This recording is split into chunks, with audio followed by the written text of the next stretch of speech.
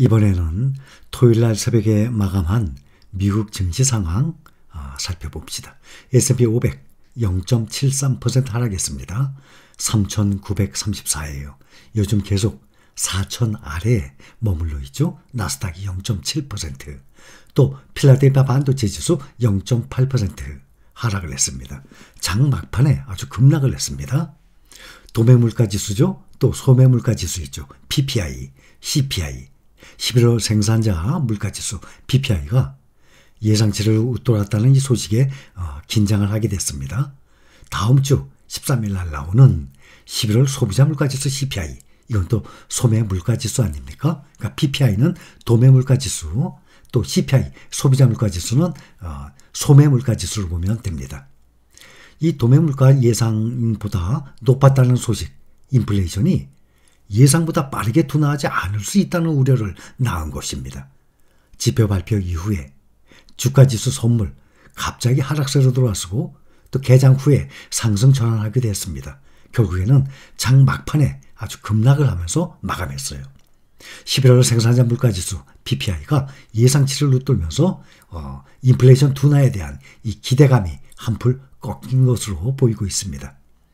긴축에 대한 이 긴장이 확산되면서 미국 증시가 휘청인 가운데 시장의 시선은 이제 13일 CPI에 물려 있습니다. 미국 노동부에 따르면 11월 미국의 PPI는 전월 대비 0.3%, 전년 동기 대비는 7.4% 상승했습니다. 이것은 시장 예상치 0.2%를 넘었죠. 0.3. 또 시장 예상치 전년 동기 대비 7.2%를 웃돈 것입니다. 에너지와 식품을 제외한 근원 PPI는 전월 대비 0.4% 올랐어요. 이거 역시 시장 예상치가 0.2%였는데 다 상회를 했습니다. 그런데 미시간 대학이 집계한 1년 후 기대 인플레이션이 4.6%로 전월 4.9%보다 하락을 했습니다. 5년 장기 기대 인플레이션이 또 3%로 전월과 같았다는 이 소식에 인플레이션 우려가 다소 진정이 됐어요. 다음 주 나오는 CPI, 이것을 이제 중요한 지표로 봐야죠. 예상보다 높은 이 PPI에도 불구하고 미국 연준이 이번에 빅스텝 0.5%를 인상할 것이라는 전망이 여전합니다.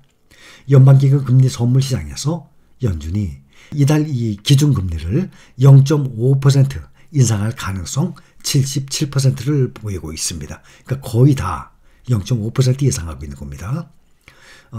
국내 기준금리와 주식, 환율에도 당연히 영향을 미치게 됩니다. 가장 큰 영향을 미치게 되죠. 이 중국의 이 경제, 금융, 이 주식시장 이런 것들이 말이죠. 11월 CPI 상승률 7.3%로 내다보고 있는데 10월 7.7%에 이어서 시장 전망치를 하회하게 되면 인플레이션 둔화 신호로 받아들여질 전망입니다. 연준이 내년 초까지도 기준금리를 점진적으로 끌어올려서 최저금리가 5% 수준에 달할 것이라는 전망이 나오고 있습니다. 우리 한국은행도 내년 초에 한 차례 기준금리를 인상해서 최종 기준금리가 3.5%가 될 것이라고 시장은 내다보고 있습니다.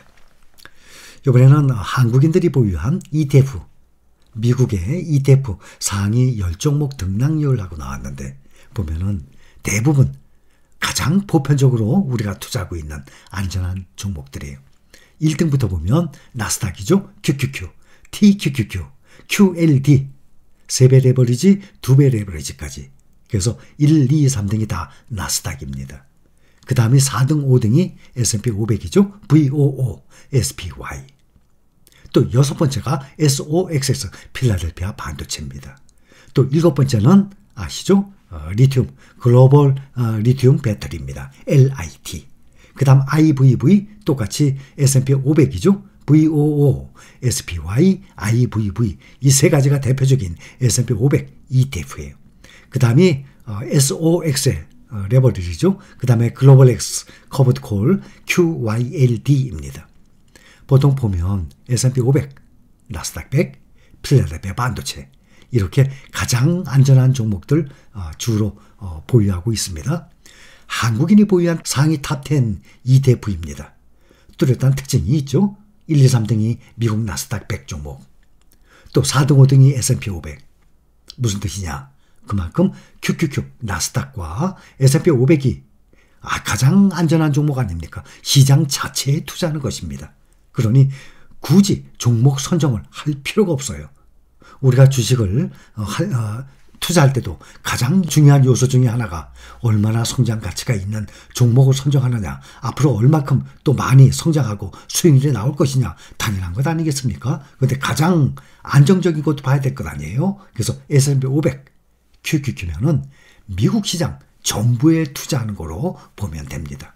레버리지 상품 같은 경우는 개인의 선택입니다. 알아서들 많은 비중만 두지 않으시면 괜찮으리라. 특히 이 약사장에서 모아가는 것도 괜찮으리라 생각합니다. 비중만 여러분들이 알아서 잘 조정하시기 바랍니다.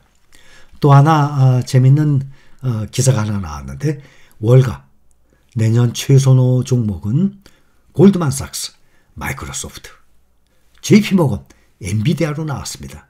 역시 빅테크주들이 현재 보면 애플을 비롯해서 빅테크주들이 앞으로도 한동안은 계속 시가총액 상위권을 차지하리라 예상이 됩니다. 월스트리트의 대형 투자은행들이 내년에 주목할 뉴욕 증시 종목을 공개를 했는데, 골드만삭스, JP모건 대표적인 투자은행들입니다. 주요 투자은행들은 내년에 최선호 종목을 잇따라 발표를 했어요. 우선 골드만삭스는 빅테크 종목 중에 마이크로소프트에 주목할 것을 추천을 했습니다. 골드만삭스는 경제가 침체에 빠지더라도 마이크로소프트는 견조한 주가를 유지할 수 있다라고 평가를 했습니다.